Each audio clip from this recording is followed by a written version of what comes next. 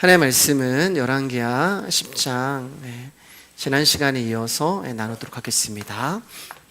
11절 한 절 말씀입니다. 열왕기하 10장 11절 말씀입니다. 시작. 예후가 아합의 집에 속한 이스라엘에 남아있는 자를 다 죽이고 또 그의 귀족들과 신뢰받는 자들과 제사장들을 죽이되 그에게 속한 자를 하나도 생존자를 남기지 아니하였더라. 아멘. 오늘 말씀의 제목 한번 읽어볼까요? 시작. 나의 탐심 때문에 버릴 수 없는 여로보암의 죄. 옆 사람과 인사하겠습니다. 귀하십니다. 귀하십니다. 감사합니다. 피곤하신데도 수요예배 나오셔서 너무 감사를 드립니다. 지난 시간에 예후는 70명의 아들들이 목이 잘려 참수를 당하게 하였고, 그리고 그 사건으로 인하여서 이스라엘에 있는 왕족들 그리고 아합과 이세벨에 관련된 모든 사람들을 죽이고 마지막으로 이제 아합의 제사장까지 살해를 합니다. 그렇게 이제 이스라엘을 접수한 예후의 칼끝은 여기서 멈추지 않고 이 기세를 몰아 이제 사마리아로 진격을 해요. 우리 12절에서 14절입니다. 시작. 예후가 일어나서 사마리아로 가더니 도중에 목자가 양털 깎는 집에 이르러 예후가 유다의 왕 아하시아의 형제들을 만나 묻되 너희는 누구냐 하니 대답하되 우리는 아하시아의 형제라. 이제 왕자들과 태후의 아들들에게 문안하러 내려가노라 하는지라. 이르되 사로잡으라 하매 곧 사로잡아 목자가 양털 깎는 집 웅덩이 끝에서 죽이니 42명이 하나도 남지 아니하였더라. 이제 이스라엘에 있는 이세벨과 아합의 모든 족속들을 제거하고 사마리아로 진격을 하던 예후가 중도의 유다의 왕 아하시아의 형제들을 만나게 됩니다. 이 형제들은 요람이 죽었다는 소식을 듣고 이세벨과 그 아들들에게 조문을 하려고 온 왕자들이에요. 그러니까 조문을 하러 왔다는 것을 보면은 이들은 이세벨이 죽었고 또 그의 70명의 왕자들이 죽었다는 소식을 아직 듣지 못하고 있었던 것입니다. 요람 왕이 죽었다는 소식을 듣고 우리가 그러면은 이제 조문을 하러 가자. 왜 여러분? 사돈 관계이기 때문에 그래요. 근데 더 놀라운 것은 자신들의 형제요, 자신들의 유다의 왕인 아하시아가 죽은 것도 이 사람들은 아직 모르고 있어요. 여러분, 이제 우리가 그 매주 수요일날 들었던 이야기를 들으면서 이해가 되죠? 어떤 말인지. 아하시아 왕도 죽었잖아요. 요람 왕과 함께요. 그런데 더 놀라운 것은 요람 왕을 죽이고 이세벨도 죽이고 그리고 자기들의 왕 아하시아까지 죽인 그 존재가 지금 자기들 앞에 있다는 것을 전혀 모르고 있는 것입니다. 예후의 눈에는 유다 왕실의 가문 역시 모두 제거해야 할 대상이었어요. 그래서 예후는 옳거니 하면서 이 기회를 놓치지 않고 42명의 유다 왕실의 왕자까지 다 진멸을 해버립니다. 자, 15절 17절입니다. 시작. 예후가 거기에서 떠나가다가 자기를 맞이하러 오는 레갑의 아들 여호나답을 만난지라. 그의 안부를 묻고 그에게 이르되 내 마음이 내 마음을 향하여 진실함과 같이 내 마음도 진실하냐 하니 여호나답이 대답하되 그러하나이다. 이르되 그러면 나와 손을 잡자. 손을 잡으니 예후가 끌어 병거에 올리며 이르되 나와 함께 가서 여호와를 위한 나의 열심을 보라 하고 이에 자기의 병거에 태우고. 자, 이제 여호시아의 그 형제들 42명을 죽인 예후는 계속해서 사마리아로 진격을 합니다. 그런데 이번에는 레갑의 아들 여호나답을 만나게 돼요. 예레미야 35장을 보면은 레갑 자손들이 등장을 하는데 이 레갑의 아들들은요, 포도주를 마시지 않았고 또 밭이나 과수원을 만들지도 않았고 자기의 소유의 땅도 갖지 않았어요. 이들은 오직 여호와 하나님만을 경외하면서 이 땅에서 나그나의 삶을 살았던 경건한 그런 족속이었어요. 그래서 이 레갑 족속은 온 이스라엘 백성들 가운데 존경을 받는 족속이었습니다. 근데 그 레갑 자손이 이제 예후가 이세벨과 아합의 모든 족속들을 죽이고 그들을 이제 진멸했다는 소식을 들으니까 얼마나 마음이 기뻤겠어요. 여호와 하나님만을 섬기기로 예후가 작정했다는 이야기를 듣고 이제 레갑 자손이 와서 예후를 환영하려고 나온 거예요. 자, 그 순간을 놓치지 않고 예후는 이제 여호나답을 이용하려고 합니다. 우리 지난 시간에 예후의 실체라는 제목으로 말씀을 나눴어요. 예후가 70명의 왕자들의 목을 쳐서 죽인 것은 예후가 시킨 거란 말입니다. 근데 자기는 한 발 쏙 빼서 내가 죽이지 않았다. 그렇게 교활하고 교만한 자가 예후라고 말씀드렸잖아요. 지금 예후는 여호나답이 자기를 환영하러 나온 그 기회를 놓치지 않고 그를 자기의 계략과 계책에 이제 이용하려고 합니다. 왜냐하면 이스라엘 백성들 가운데 존경을 받고 있는 레갑 자손이 자신을 지지해 준다면 자신은 위세를 과시하고 민심을 얻을 수 있는 좋은 기회가 찾아온 거기 때문에 그래요. 그래서 예후는 여호나답에게 내가 그대를 진심으로 믿듯이 그대도 나를 믿소 이렇게 물어봅니다. 내가 지금 하나님을 위하여서 이 모든 일을 한 걸 당신이 믿습니까? 이렇게 물어보는 거예요. 그러니까 여호나답이 제가 믿습니다 그렇게 이야기를 하죠. 그러자 예후가 그렇다면 이제 당신이 나와 함께 하나님을 향한 나의 열심이 어느 정도인지 사마리아에 함께 가서 보기를 원합니다 그렇게 제안을 해요. 그리고 승낙을 한 여호나답을 이제 자신의 병거에 태우고 사마리아로 입성을 합니다.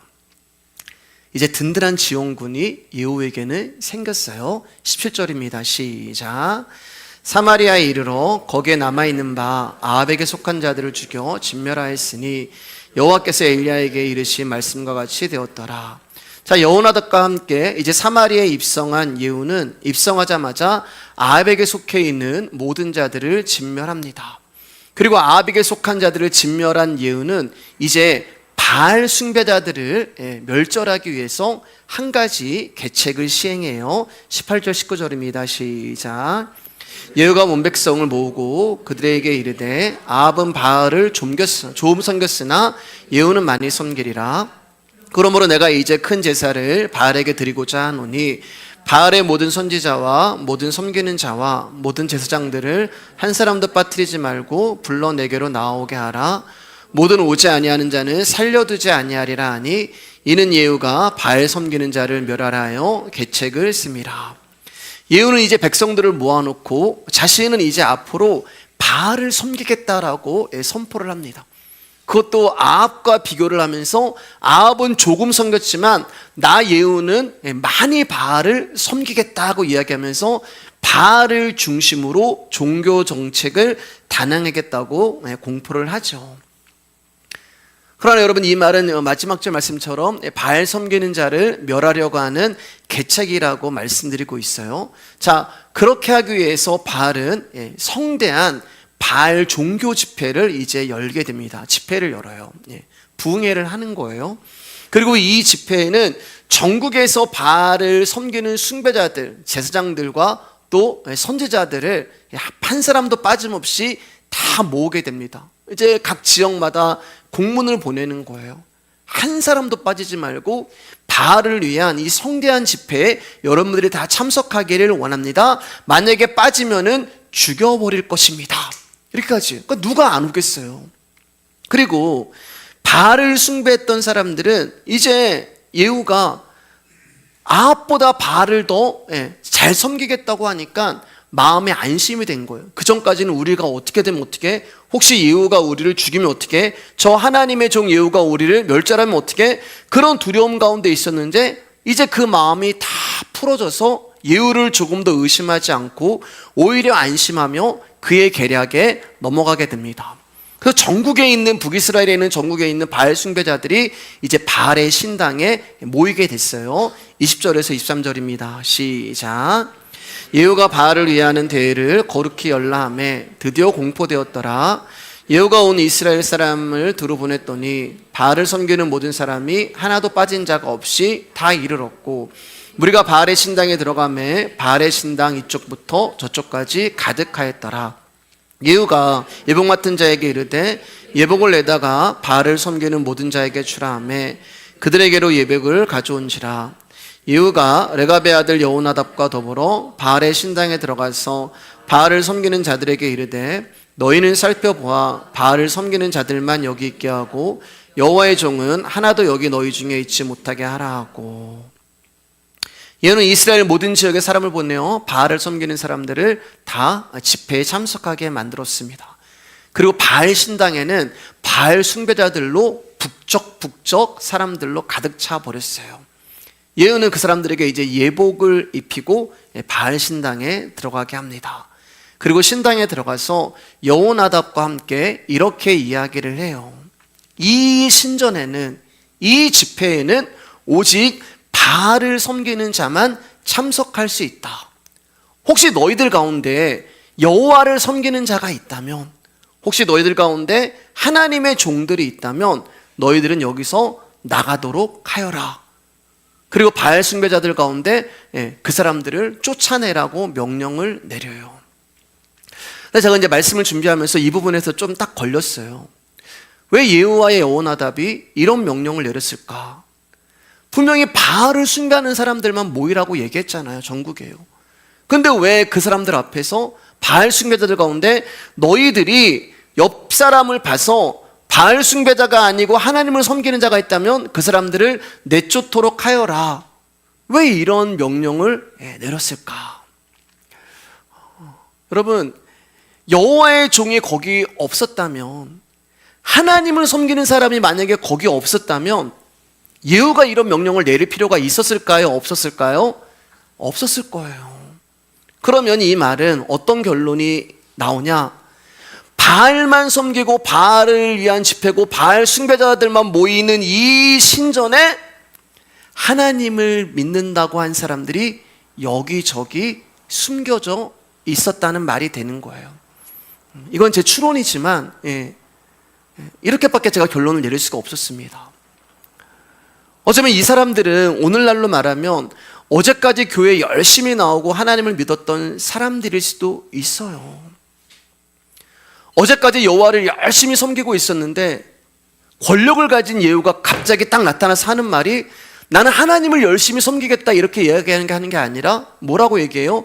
나는 바알을 더 많이 섬기겠다고 하니까 이 사람들이 자신의 성공과 편의를 위해서 신앙을 버리고 바알을 섬기기로 하고 바알의 신당에 들어왔을 것입니다. 여러분, 이 모습이 바로 우리의 모습이라는 거예요. 그렇기 때문에 저와 여러분들은 우리의 믿음과 신앙을 자랑할 것이 없는 거예요. 하나님은 지금 그들 가운데 기회를 주시는 거예요. 다시 한번 긍휼을 베푸시는 것입니다. 왜냐하면 그들은 하나님이 택한 백성이기 때문에 그래요. 당신이 택하셨다는 이유 하나로 이토록 믿음 없는 저와 여러분들을 하나님이 바알이라고 하는 그 세상 가운데서 우리를 쫓아내게 하시는 거예요. 예후의 말을 들은 바알 숭배자들은 하나님의 백성들을 바알의 신전에서 쫓아냅니다. 야, 너 하나님 믿는 누구 아니야? 너 어디 교회 다니는 집사 아니야? 너 잘못 왔어. 너 주소 잘못 찾았어. 여기는 바알만 있는 믿는 자들만 모여야 돼. 눈치 없이 네가 낄 자리가 아니야 하면서 그들을 쫓아내는 거예요. 이런 저와 여러분들이 무슨 신앙을 자랑하고 무슨 믿음을 이야기하고 누구를 판단하고 누구를 비판할 수가 있겠어요? 여러분, 우리가 이렇게 구원을 받은 거예요. 저와 여러분들은 전부 바알이라고 하는 세상의 풍요와 힘을 섬기는 자들이었고 그것을 따라서 살았던 자들이었는데 거기서 쫓겨나는 것입니다. 나는 여기 있고 싶은데 쫓겨나는 거예요. 내 발은 일로 향하고 내 마음도 여기를 향하는데 내 의지와 상관없이 거기서 쫓겨나는 거예요. 엄밀히 말하면 하나님이 우리를 부르시는 것입니다. 갈대아 우르라고 하는 그곳에서 우상을 열심히 섬기고 있는 아브라함을 하나님이 찾아가셔서 아브라함아, 너 거기서 나와 하시는 거예요. 거기 네가 있을 곳이 아니야. 아브라함아, 너 거기서 나와. 네가 갈 곳은 가나안 땅이야. 하나님 나라야. 그래서 우리의 마음과 우리의 발걸음은 세상의 풍요와 힘을 섬기는 그곳에서 살아가고 싶은데 하나님이 우리를 불러내시는 것입니다. 이게 은혜예요, 여러분. 그렇기 때문에 우리는 하나님 앞에 어떤 공로도 내세울 것이 없는 부끄러운 죄인이라는 것입니다. 24절 25절입니다. 시작. 우리가 번제와 다른 제사를 드리려고 들어간 때에 예후가 80명을 밖에 두며 이르되 내가 너희 손에 넘겨주는 사람을 한 사람이라도 도망하게 하는 자가는 자기의 생명으로 그 사람의 생명을 대신하리라 하니라. 번제 드리기를 다음에 예후가 호위병과 지휘관들에게 이르되 들어가서 한 사람도 나가지 못하게 하고 죽이라 하매 호위병과 지휘관들이 칼로 그들을 죽여 밖에 던지고, 바알 숭배자들이 이제 바알의 신당에 가득한 것을 확인한, 하나님을 믿는 자들이 거기서 나온 것을 확인한 예후는 80명의 호위병과 지휘관들에게 바알의 신당에 있는 숭배자들을 번제를 다 드리면 한 사람도 남기지 말고 죽이라고 이야기를 합니다. 만약 한 사람이라도 놓치면 너희들의 생명을 대신하겠다고 하는 예후의 명령이 있었기 때문에 이들을 한 사람도 놓치지 않고 바알 숭배자들을 모조리 몰살했어요. 여러분, 하나님이 저와 여러분들 바알 신전이라고 하는 세상에서 불러내주지 않으셨다면 저와 여러분 역시 심판을 당해야 했던 것입니다. 자, 그런데 바알을 섬긴다고 해서 그들의 성품이 악하고 나쁜 짓만 저지르는 사람들이겠습니까? 바알을 섬기는 사람들도 나름대로 바알의 마음에 들기 위해서 착한 일도 하면서 살았을 거예요. 여러분, 제가 중앙아시아에 이제 한 몇 개월 있었다고 말씀드렸잖아요. 그 이슬람이라고 하는 나라에 가기 전에는 굉장히 두려움이 있었는데 여러분, 그 나라 사람들이 너무 착한 거예요. 너무 친절하고 손님 앞에 너무 잘 대하고, 왜냐면 그들이 믿는 꾸란이라고 하는 그 성전에, 우리나라만 이제 성경책이죠. 거기 보면은 손님을 아버지처럼 대하라고 명령이 있었거든요. 굉장히 그 명령을 지키기 위해서, 말씀대로 살아가기 위해서 그 사람들은 그렇게 친절한 거예요. 바알을 섬기는 자들이 다 나쁜 게 아니에요, 여러분. 바알을 섬기는 사람들도 나름대로 착한 일도 하며 바알 신의 마음에 들기 위해서 그렇게 살았을 것입니다. 그러나 여러분, 그 어떤 이유가 되었든지 심판을 받는 이유는 바알을 섬긴다는 거 하나였어요. 부처를 믿는 사람도 저 사람 너무 착한데, 교회를 안 다니는 사람도 저 사람 너무 인자한데, 그러나 심판을 받는 이유는 예수 그리스도를 알지 못한다는 거 하나란 말입니다. 내가 착하게 살았든, 내가 양심껏 살았든, 내가 선한 일을 했든, 내가 많은 공로를 쌓았든 예수 그리스도를 알지 못하면 하나님의 심판을 벗어나지 못한다는 거예요. 우리는 이런 하나님의 심판을 가볍게 생각해서는 안 돼요. 그리고 내가 교회를 다닌다는 이유 때문에 하나님의 종으로 스스로 간주하면서 아예 나는 저 사람들과, 바알을 믿는 사람들과 다르다고 생각하는 것도 금물입니다. 왜냐하면 여러분 잘 들어보세요. 예후에 의해서 죽임을 당한 바알 숭배자들은 이방인이 아니었어요. 예후에 의해서 죽임을 당한 바알 숭배자들은 전부 이스라엘 사람이었단 말입니다. 하나님을 모르는 자들이 아니었단 말이에요. 오늘날로 말하면 전부 교회를 다니는 사람들이었단 말이에요. 사랑하는 여러분, 우리가 하나님의 이름을 부른다고 해서 우리의 속마음에 바알이 없다고 자신할 수 있으시겠어요? 제가 말씀드리는 것은 우리의 속마음은 부처를 믿으면서 입으로 하나님을 부르고 교회를 다닌다는 그런 뜻이 아니라 바알에게 구하는 것과 같은 마음으로 우리가 하나님을 부를 수가 있다는 거예요. 내가 하나님 믿습니다라고 얘기하면서 그 믿음의 내용은 전부 바알을 믿는 것과 똑같단 말입니다. 내가 예수 그리스도의 이름을 부르면서 전부 내 기도 제목은 이 땅에서 내가 잘 먹고 잘 살고 병 고치고 성공하고 이름 내고, 그래서 하나님은 바알처럼 나를 풍요롭게 해주고, 하나님은 바알처럼 나를 좀 잘되게 해주고, 그것이 바로 하나님이 아니라 바알을 찾는 것과 다를 바 없다는 거예요. 예후에 의해서 바알을 섬기는 자와 여호와의 종이 구별되는 것처럼 예수님이 신약에 오면은 염소와 양을 구별하신다고 말씀하셨잖아요.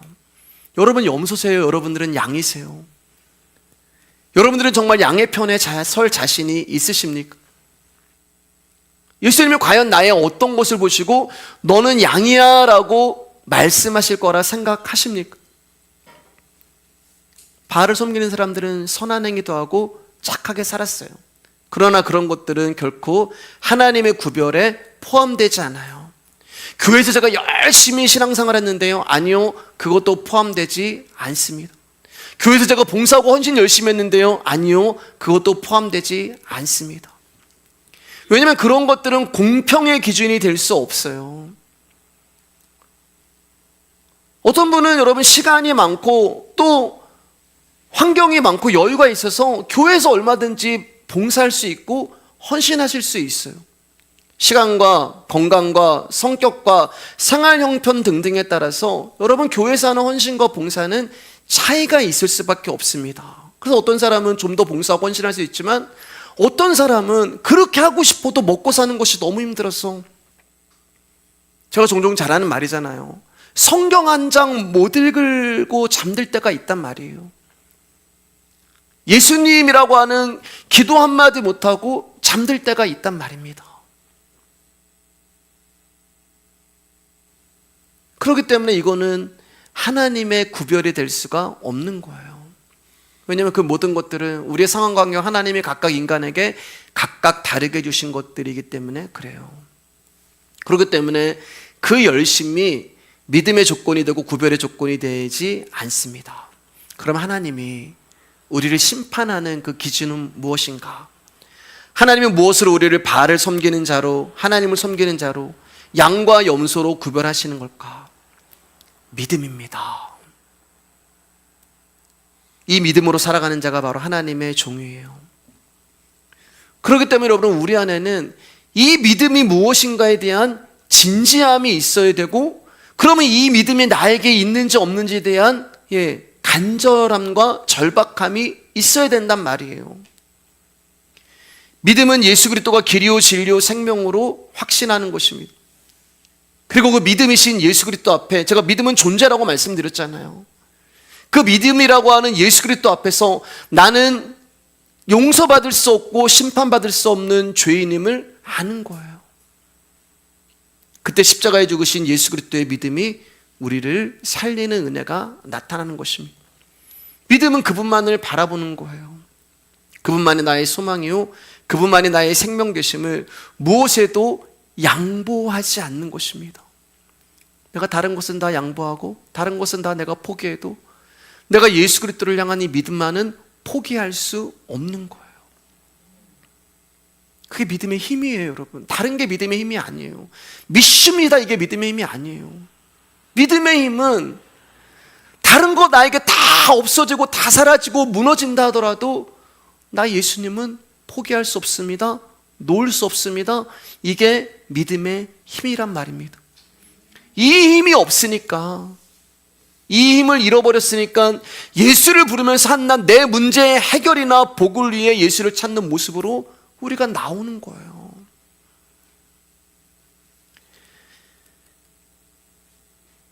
여러분, 하나님을 믿는 성도로서 믿음의 일치한 모습으로 살아가고 있습니까? 그렇지 않을 거예요. 아마 한 분도 그런 분은 없을 거예요. 다 겸손하셔서 그러신지 모르겠지만 믿음에 있어서는 항상 부족하고 부끄럽다는 생각을 갖고 있을 것입니다. 중요한 건 뭐냐? 고민하지 않는다는 거예요.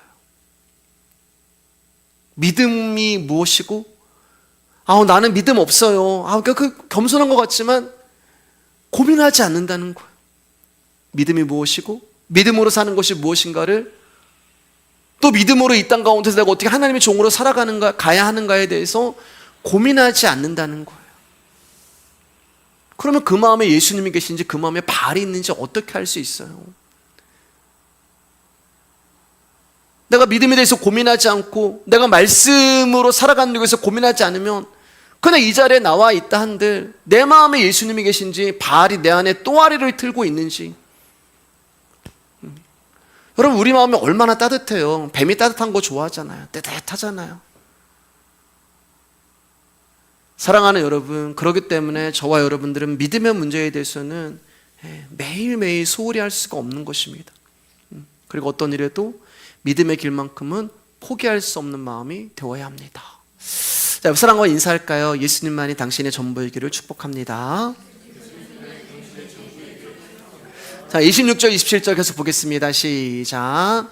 바알의 신당이 있는 성으로 가서 바알의 신당에서 목상들을 가져다가 불사르고 바알의 묵상을 헐며 바알의 신당을 헐어서 변소를 만들었더니 오늘까지 이르니라. 바알 숭배자들을 한 명도 놓치지 않고 다 진멸한 이유는 여기서 멈추지 않고 이제 바알 신당에 있는 성으로 가서 바알 신당에 있는 목상들을 다 불사르고 바알의 신당을 헐어 그곳을 변소로 만들었어요. 예후가 바알의 신당을 변소로 만든 이유는 한 번 무너진 신전의 터는 다시 신전으로 건축할 수가 있지만 그 무너진 신전이 변소로 더러워진 터는 다시 신전을 지을 수 없기 때문에 그렇습니다. 자, 이렇게 예후가 하나님의 말씀대로 엘리야의 말씀대로 일을 하고 이제 28년 동안 북이스라엘을 통치하고 죽어요. 이러한 예후에 대해서 이제 하나님이 이렇게 평가를 하십니다. 30절 읽어볼까요? 시작. 여호와께서 예후에게 이르시되 내가 나보기에 정직한 일을 행하되 잘 행하여 내 마음에 있는 대로 아합 집에 다 행하였은즉 내 자손이 이스라엘 왕위를 이어 사대를 지내리라 하시니라. 아합과 이세벨에 속한 자들을 진멸하고 바알 숭배자들을 죽이고 바알의 신단을 변소로 만들어 버린 예후를 향해서 하나님이 내가 나보기에 정직한 일을 행하되 잘 행하여 내 마음에 있는 대로 아합 집에 다 행하였다라고 말씀하세요. 북이스라엘 19명의 왕 중에서 유일하게 하나님으로부터 정직하게 행한 왕이라는 평가를 받는 예후가 되는 것입니다. 자, 여러분 이 30절 말씀 보면 얼핏 보면 하나님이 예후를 칭찬하는 것처럼 보이죠. 그래서 많은 분들이 이 말씀 가지고 하나님이 예후를 높였습니다. 칭찬했습니다. 그렇기 때문에 우리도 예후처럼 정직하게 행해야 됩니다.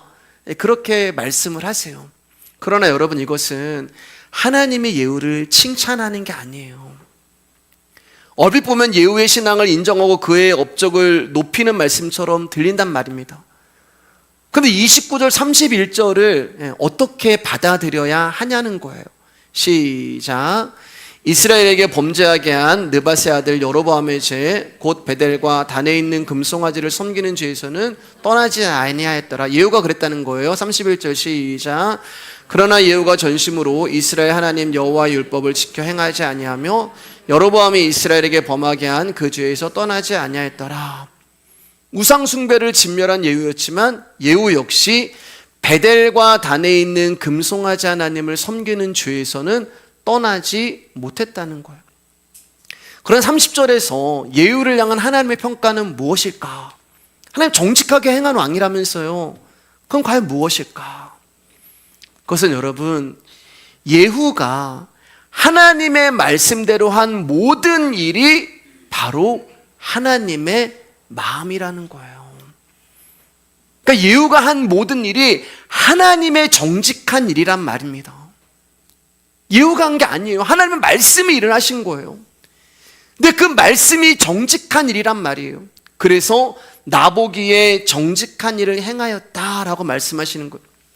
바알의 선지자와 제사장을 모두 몰살시키는 것이 하나님의 정직한 마음이셨다는 거예요. 예후의 마음이 아니란 말입니다, 여러분. 여러분 이해가 되세요? 이 마음이 만약에 예후의 정직한 마음이었다면 그는 금송아지를 섬기면 안 돼요. 예후의 정직한 마음이었다면 그는 금송아지 하나님을 섬기는 여로보암의 죄를 따라가는 그 길에 설 수가 없는 것입니다. 그렇기 때문에 예후는 하나님의 마음을 알고 그 뜻을 순종한 참 정직한 왕이다. 나도 예후처럼 돼야지. 그렇게 그를 평가해서는 절대 안 된단 말입니다. 그럼 여로보암의 죄가 뭐냐? 우리 이제 기억을 막 돌려가지고 열왕기상으로 가면 열왕기상 12장에 솔로몬이 죽고 남유다와 북이스라엘이 둘로 분단이 되잖아요. 북이스라엘의 왕이 된 여로보암은 자신의 백성들이 하나님 앞에 제사를 지키러 절기를 지키러 갈 때 남유다로 가요. 왜냐하면 신명기 말씀 가운데 하나님 말씀하시기를 너희는 내가 정한 한 정소에 모여서 예배를 드려 제사를 드리라고 말씀하셨는데 그 장소가 남유다의 예루살렘에 있었단 말입니다. 그러니까 분단이 됐어요. 두 나라가 됐는데 절기를 지킬 때는 이스라엘 백성들이 하나님의 말씀을 지킨 자이기 때문에 북이스라엘에 있는 이스라엘 백성들이 절기를 지키려고 남유다로 내려가는 거예요. 자, 그러면 북이스라엘 왕인 여로보암 왕 가운데 어떤 마음이 들겠어요? 야, 내 백성들이 남유다의 절기를 지키러 갔다가 남유다의 그 왕과 거기에 있는 그 나라의 발전된 모습과 뭐 환경을 보고 혹시 거기에 정착하지 않겠지? 안 돌아오면 어떡하냐? 이런 이제 불안한 마음이 있었던 거예요. 그래서 하나님 앞에 제사하는 문제로 인해서 남유다로 가는 백성들을 못마땅하게 여겼던 여로보암이 한 가지 아하 하면서 계략을 낸 것이 금송아지 하나님을 만든 것입니다. 남유다는 예루살렘 한 곳에 예루살렘 성전이 있었는데 이 여로보암은 두 군데다 만들었어요. 야, 거기는 하나지만 우리는 다네도 있고 베델에도 있어. 그러니까 내 백성들아, 너희들 원하는 곳에 가서 편하게 예배드려. 너희들 편하게 그냥 너희들 원하는 곳에 예배드리면 돼. 얼마든지 가까운 곳에 가서 금송아지 하나님을 예배할 수 있다고 만들어버립니다. 이게 여로보암의 죄라는 거예요. 즉 자신의 왕위를 위하여 하나님을 섬기지 못하도록, 하나님께 예배하지 못하도록 금송아지라고 하는 하나님을 대체 신앙으로 딱 만들어 놓은 것이 여로보암의 죄라는 거예요. 여러분, 이해를 이제 돕기 위해서 제가 한번 예를 이렇게 한번 들어볼게요. 사실 이제 제가 기도하고 고민하고 있는 부분이 있는데 우리 교회는 아직 목장이 없어요. 개척을 하고 아직 목장이 없습니다. 엄밀히 말하면 이따가 이제 없어졌죠. 코로나로 인하여서. 기도 중에 있습니다. 고민도 하고 있습니다. 근데 아무튼 요즘 이제 많은 교회가 가정교회 또 목장교회라고 하는 프로그램을 운영을 하잖아요. 말 그대로 소모임을 통하여서 교회의 어떤 사랑과 정을 나누는 그런 시스템을 말합니다. 여러분, 그 시스템이 운영이 되려면 누가 있어야 되냐면 목자가 있어야 돼요. 목자가요. 예. 여러분, 큰 교회에서는요, 대형 교회에서는 막 목자 되려고 막 줄을 섰어요. 예. 근데 이제 목자가 이제 돼 있어야 되는데 분명히 그렇게 이제 목장이 만들어지고 목자가 세워지면 어떤 일들이 있냐면은 그 목자에 대한 평가가 있습니다. 그 평가가 뭐냐면은 인기를 말하는 거예요. 그래서 어떤 목자는 인기가 많은 목자가 있고 어떤 목자는 그렇지 못한 사람이 있단 말입니다. 그 말은 인기가 많은 목자가 맡고 있는 목장은 사람들이 많이 모인다는 거예요. 왜요? 재밌거든요. 분위기도 좋고 뭐 사랑이 막 많은 것 같고 정도 많은 것 같고. 반면에 그렇지 않은 목자가 맡은 목장은 재미가 없어요. 분위기도 썰렁하고 모이는 것 자체가 부담이 되고 모이면 모일수록 막 흩어져 버리고 그런 역사가 막 일어난단 말이에요. 그나마 남아있는 사람들 역시 인기 많은 목자가 있는 목장을 부러워하고 그리로 가고 싶어 한단 말입니다. 아, 너네 목장에 너네 목장 거기도 갔어? 아, 우리 목장은 뭐 여행도 안 가고 우리 목장은 뭐도 안 하고 어디 목장 뭐 인원 동원한다 북적북적하고 막 옷도 맞춰 입고 막 플랜카드 막 듣고 교회 안에서 막 경쟁이 일어나죠, 여러분. 예. 그런 게 있어요. 자, 그러면 예를 들어 드리는 거예요. 인기 없는 북이스라엘의 목자의 입장에서는 인기 많은 남유다의 목장을 볼 때 어떤 마음이 들겠어요? 뭐야, 나의 목원들이 남유다의 목자를 좋아하고 인정하고 남유다의 목장을 부러워하고 그리로 옮기고 싶어하네? 그럼 여러분, 이 북이스라엘 목장가 온 목자는 어떤 마음이 들겠어요? 여로보암의 마음이 당연히 들 수밖에 없는 거예요. 그래서 그들을 붙들어 두기 위하여 북이스라엘 목자는 성경과 전혀 상관없는 세상의 수단과 방법을 가리지 않고 그들의 마음을 사로잡을 수 있는 무언가를 할 수밖에 없는 거예요. 제가 부목사로 교구 사역을 할 때 이제 목장 탐방을 하는데 마음이 너무 아팠어요. 왜 마음이 아팠냐? 한 목장도 말씀을 나누는 목장이 없었어요. 다 레크레이션하고 다 그냥 교제하고 다 커피숍하고. 근데 그게 재밌잖아요, 여러분. 말씀 나누는 것보다. 그렇게 해서라도 내 목장을 붙들어 둘 수 있다면, 인기 많은 목자가 될 수 있다면 나는 그렇게 하겠다. 그게 바로 금송아지 하나님이라는 것입니다. 모세가 하나님께 말씀을 받으러 올라갔는데 안 내려오는 거예요. 그러자 이스라엘 백성들 가운데 불안한 마음이 생깁니다. 왜요? 자신들을 애굽에서 인도한 그 모세가 보이지 않으니까. 눈에 있어 보여야 돼요, 뭔가가. 야, 모세 왜 안 내려와? 모세가 우리를 애굽 땅에서 인도해냈는데, 야, 모세 없으면 우리 잘못되는 거 아니야? 야, 모세 없으면 우리 뭐 어떻게 되는 거 아니야? 그러니까 사람들의 평안의 근거는 하나님이 아니라 눈에 보이는 모세였단 말이에요. 근데 모세가 이스라엘 백성들을 애굽에서 인도해냈나요? 아니잖아요. 하나님이 하셨잖아요. 근데 사람들은요, 자꾸 어떤 사람에게 그 주체를 둡니다. 자꾸 어떤 목사에게 그 주체를 둬요. 강단에 서 있는 어떤 목사에게 그 주체를 딱 두기 시작합니다. 불의 종님, 막 주의 종님. 예. 그런 거 없는데도 자꾸 이제 불의 종이라는 말을 하고 막 이제 그런 거 없어요, 여러분. 사람들에게 막 모세에게 주체를 두는 거예요. 왜? 모세가 있으면 든든하거든요. 모세가 있으면 든든하네. 그럼 든든하다는 말은 평안이 있다는 말입니다. 안 보이면 불안한 거예요. 초조가 오고 근심과 걱정이 찾아오고 평안이 없는 것입니다. 근데 모세가 안 내려오는 거예요. 막 불안하고 초조하고 근심이 생기니까 이 사람들이 이제 그러면 모세를 대처할 뭔가를 만들자. 모세를 대신할 눈에 보이는 또 다른 평안을 만들자. 그게 바로 금송아지란 말입니다. 그러면서 뭐라 그래요? 너희를 애굽 땅에서 인도해낸 하나님, 너희를 애굽 땅에서 인도해낸 모세, 하나님은 없는 거예요. 조금 전에는 모세를 신으로 만들더니 이제는 그 모세가 안 보이자 금송아지를 신이라 하는 것입니다. 세상이 알 수도 없고 줄 수도 없다는 것은 보이지 않는 어떤 존재를 말하는 것인데, 그들은 항상 눈에 보여야 하고 항상 손에 잡혀야 하고 항상 뭔가를 느껴야 하고, 믿음은 보이지 않는 거라고 분명히 말씀하셨는데 그들은 자꾸 보이는 것으로 뭔가 증거를 삼으려고 하고 평안의 대상, 화목의 대상으로 삼고 그것을 통해 평안과 안식을 얻으려고 하는 것입니다. 그게 금송아지라는 거예요. 여러분, 금송아지 뭘로 만들었어요? 금으로 만들었잖아요. 금으로. 금이 뭐예요? 돈이란 말입니다. 근데 금송아지 누가 만들었어요? 사람이 만들었어요. 자, 그러면 두 가지예요. 사람에게 평안과 안식을 존재는 딱 두 가지라는 거예요. 돈하고 사람이라는 것입니다. 돈과 사람만 있으면 평안과 안식을 얻을 수 있는 거예요. 그래서 그들은 굳이 예루살렘에 가서 하나님을 예배하지 않아도 돼요. 왜요?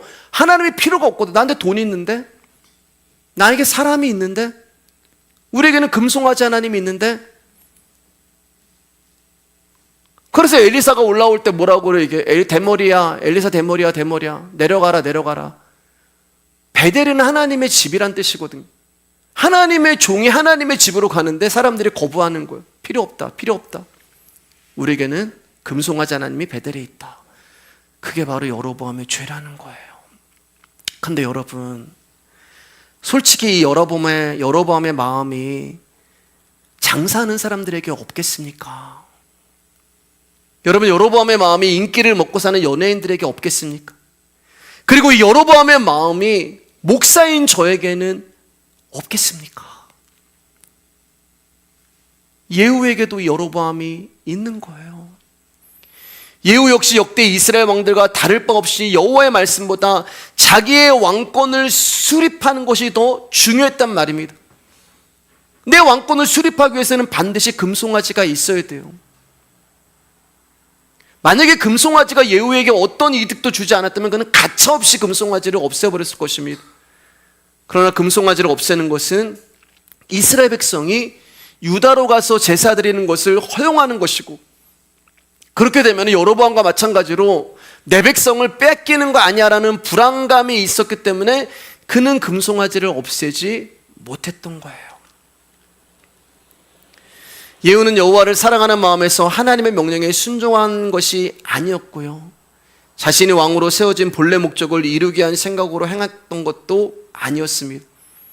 그는 하나님의 말씀을 원칙으로 삼은 것이 아니라 내 이익의 여부가 되는지 안 되는지를 삶의 원칙으로 살았던 거예요.